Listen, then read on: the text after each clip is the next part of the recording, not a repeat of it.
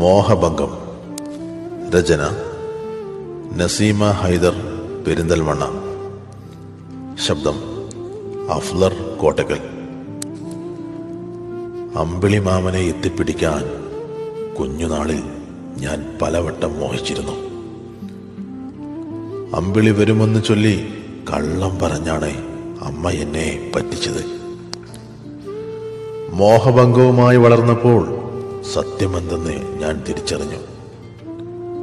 ആശകളൊത്തിരി കൂടെയുണ്ടെങ്കിലും ചിലതെല്ലാം നീർക്കുമിളയായിരുന്നു. ജീവിതപാതയിൽ ചേർത്തു വെക്കാൻ പിന്നെ പലതും ഞാൻ മോഹിച്ചിരുന്നു.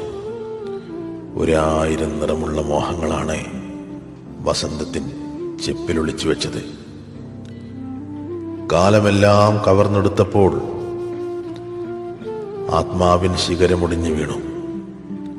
വെറുതെയാണെങ്കിലും ചിറകുവിടർത്തി സ്വപ്നങ്ങളുടെ ആകാശം തേടി ഞാൻ പറക്കുകയാണ്.